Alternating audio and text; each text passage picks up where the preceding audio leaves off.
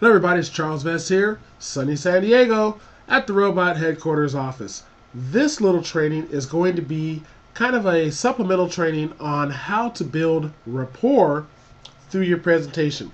And I like to start it by saying you're going to learn that you show up like a lamb and you leave like a lion. And so in like a lamb, out like a lion. And how do you do that? Well, it's all about how you build rapport. It's about how you actually connect with the customer, go through the process that they need to go through in order for them to feel comfortable with you, for them to want to be engaged with you, and of course, them wanting to buy from you. And so this is more of a sales and personality training than it is how to use the robot training. So, ready to get started? Get your pencil and paper handy because you are going to want to take notes. If you don't take notes, you're going to have to watch my face over and over and over again. And I don't know how you feel about it, but I can only get so much of me.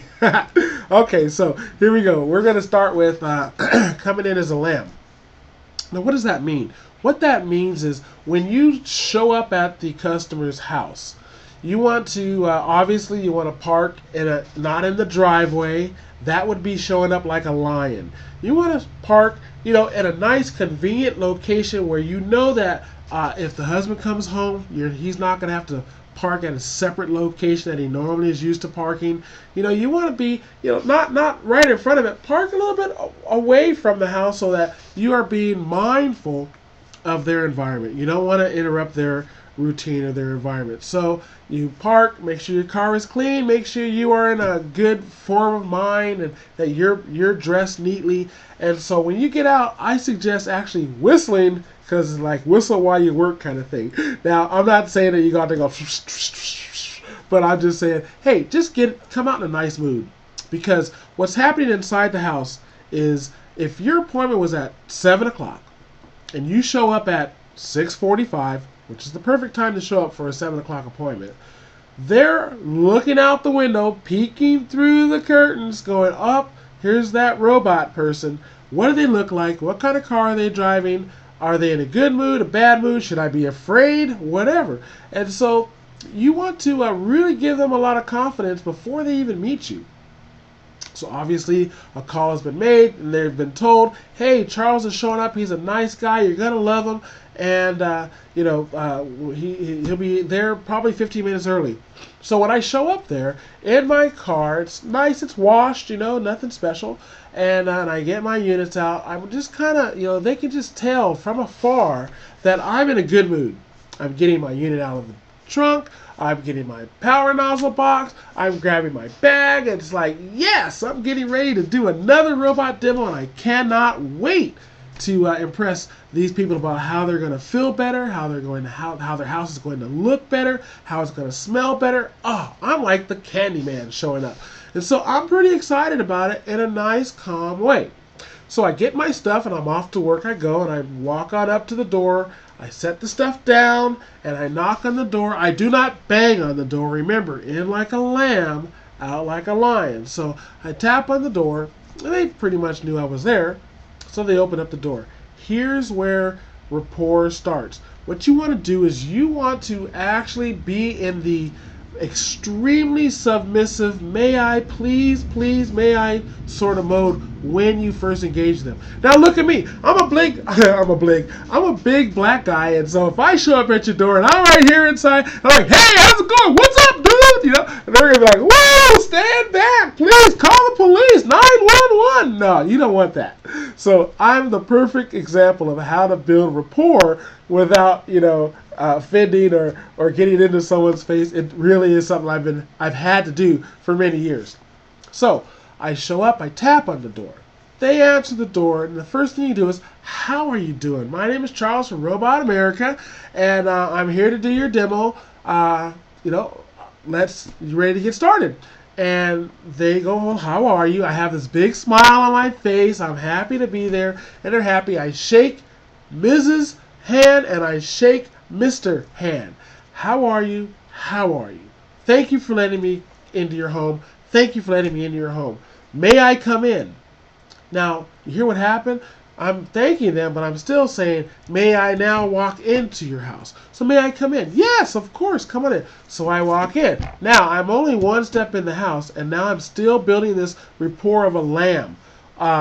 Do I need to take off my shoes? Or is it okay if I walk over here? Is it okay if I walk down the aisle? Where would you like me? I'm constantly asking questions that they can answer for me because I'm being extremely mindful of their environment. Oh, what a beautiful house. May I walk over here and place my boxes down over here? Or where would you like me to place my boxes?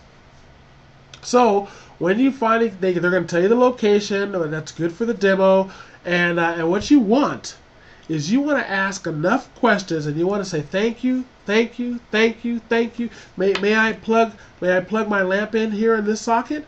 Yes, go ahead. May I plug my robot in on the same socket? Oh yeah, go ahead. Okay, thank you. So may I set this box over here? Is it okay if I move this chair over here? Yes. And here's what you want to hear them say. You want to hear them say, hey, make yourself at home. Ding, ding, ding. When they say make yourself at home, you have moved up to the next level, the next stair of building rapport. You're comfortable. They're comfortable with you. Make yourself at home. That's what you say to friends. Make yourself at home. Use whatever you want in our house. Just make yourself comfortable. And then they ask you, can I get you a glass of water? Can I do this? Oh, no, thank you. But thank you so much for asking. It's very kind of you. And so this is the type of attitude that I have when I'm there. Are you guys kind of feeling it? Are you feeling the fact that I'm building this rapport of I am totally submissive. I am here to be at your service. You tell me what to do and I'll do it.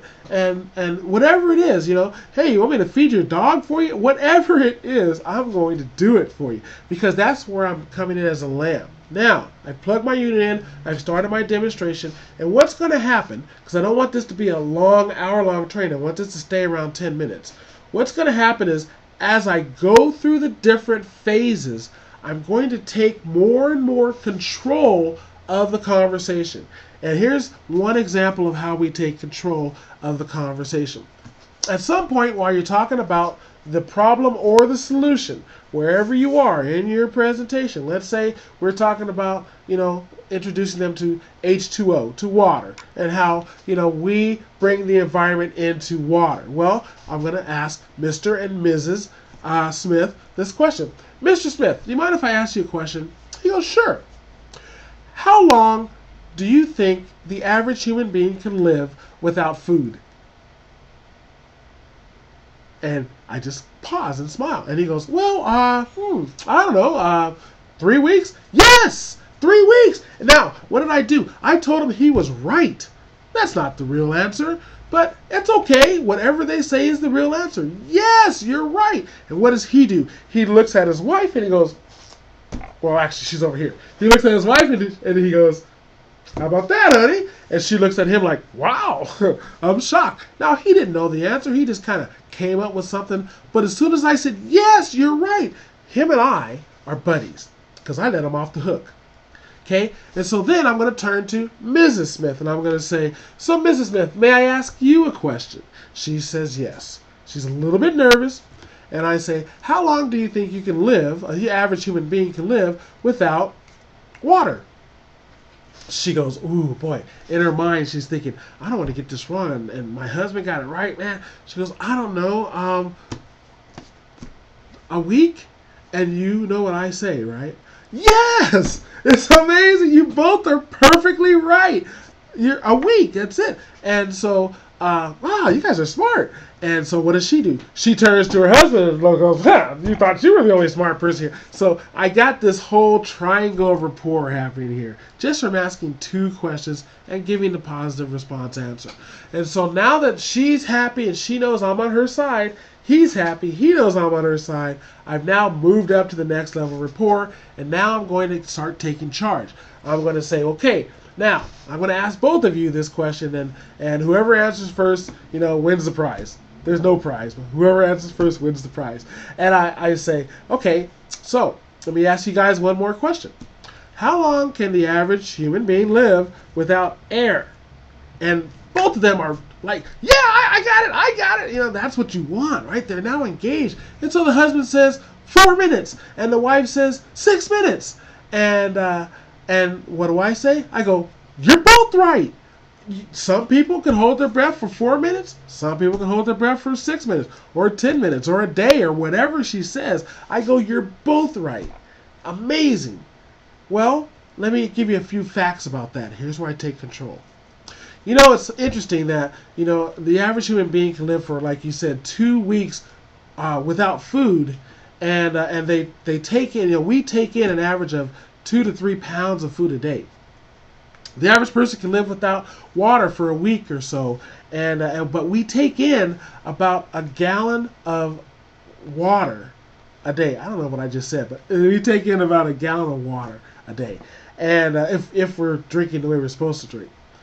But did you know that the average person takes in over 34 pounds of air a day, and we don't even think about it? But how long can we live without it? Like just a few minutes and we're lights out. And so think about the importance of air. And that's kind of why I'm here. Because we take it for granted.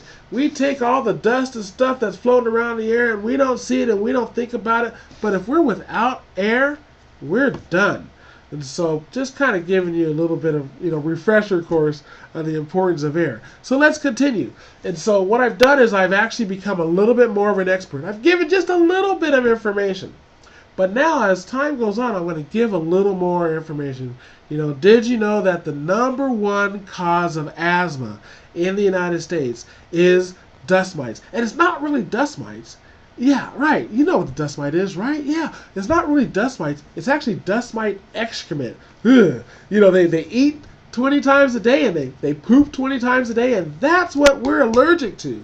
And if you scratch, you know, like for no reason whatsoever, you know, so we get into that kind of stuff, right? So we're building rapport. Now let's talk about the end. I've been building rapport. I'm now engaging both of them, and I got Mr. Jones, and I tell Mr. Jones, like you've seen in another training, for him to go out and do the a hallway or something. And I have Mrs. Jones go out and do that. But let's talk about the rapport part. While Mr. Jones is out using the machine, and I'm sitting back in my casual, you know, stance, I turn to Mrs. Jones and I say something like this.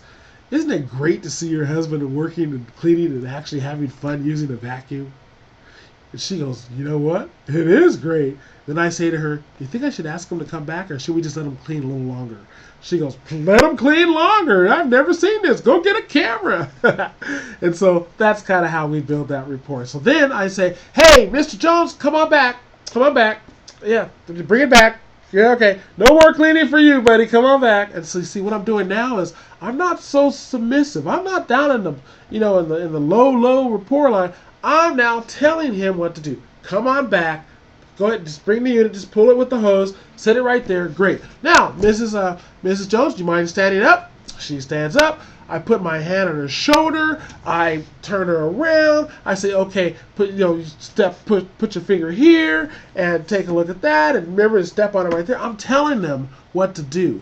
That's important. If you're a man or a woman, I don't care who you are, Spanish, English, German, French, or Martian, get to the point where you can tell them what to do and they do it without any thought. Because when they're done and they come back after cleaning, you're going to say, okay, Miss Jones, great. Okay, great job. Come on back.